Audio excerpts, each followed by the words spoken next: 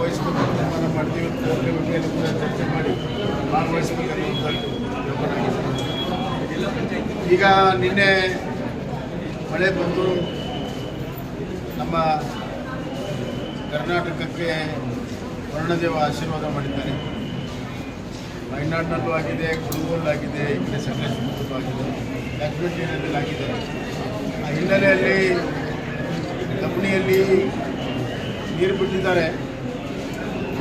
ಅದನ್ನು ಪೂರ್ತಿ ಆಗೋದು ಕಾಯಕ್ಕಿಂತ ಮುಂಚೆನೇ ನಿನ್ನೆನೇ ಸೂಚನೆ ಕೊಟ್ಟು ಸ್ವಲ್ಪ ಮುಂಚಿತವಾಗೇ ನೀರು ಬಿಟ್ಟಿರುವಂಥದ್ದು ಗಮನದಲ್ಲಿದೆ. ಏನೇ ಆಗಲಿ ಸುಪ್ರೀಂ ಕೋರ್ಟ್ನಲ್ಲಿ ವಾದ ಮಾಡೋದಕ್ಕೆ ನಮಗೆ ಭಾಳ ಗಟ್ಟಿಯಾಗಿರುವಂಥ ವಿಚಾರ ಸಿಕ್ಕಿದೆ. ಸರ್ಕಾರ ಏನು ಮಾಡ್ತಿದೆ ನೋಡೋಣ. ಯಾಕಂದರೆ ಇದು ಕೇವಲ ಒಂದು ಬಾರಿ ನೀರು ಬಿಡೋದು ಜೂನ್ ಜುಲೈ ಪ್ರಶ್ನೆ ಅಲ್ಲ. ಇಡೀ ವರ್ಷದಲ್ಲಿ ಕಾವೇರಿ ನೀರಿನ ನಿರ್ವಹಣೆ ಯಾವ ರೀತಿ ಮಾಡ್ತಾರೆ ಸರ್ಕಾರ ಅನ್ನುವಂಥದ್ದು.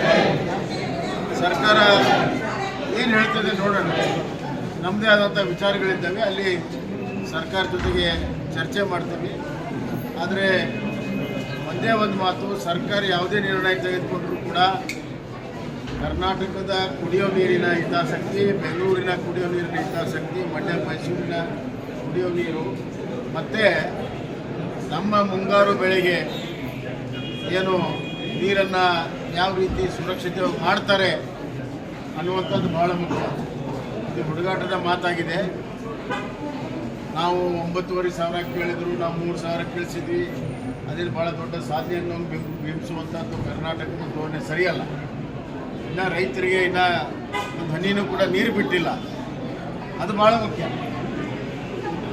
ರೈತರಿಗೆ ಕೆನಲ್ಗೆ ನೀರು ಬಿಟ್ಟು ಕುಡಿಯೋ ನೀರಿಗೆ ಸುರಕ್ಷತೆ ಮಾಡಿದಾಗ ಅದು ಒಂದು ರೀತಿಯಲ್ಲಿ ಹೇಳ್ಕೋಬೋದು. ಆದರೆ ಏನೂ ಇಲ್ಲದೇ ಒಂದು ಹನಿ ನೀರು ಬಿಡದಿರುವಂಥ ಸಂದರ್ಭದಲ್ಲಿ ಸಾಧನೆ ಅಂತ ಬಿಂಬಿಸುವಂಥದ್ದು ಸರಿಯಲ್ಲ. ಈಗ ಇಷ್ಟೇ ಹೇಳ್ತೀನಿ, ಅಲ್ಲಿ ಸರ್ಕಾರದ ವತಿಯಿಂದ ಏನು ಪ್ರಪೋಸಲ್ ಬರ್ತದೆ ಅದನ್ನು ನೋಡಿಕೊಂಡು ಮುಂದೆ ಅಲ್ಲಿ ಮಾತಾಡಿದ ಮೇಲೆ ಮತ್ತೆ ಮಾಧ್ಯಮದಲ್ಲಿ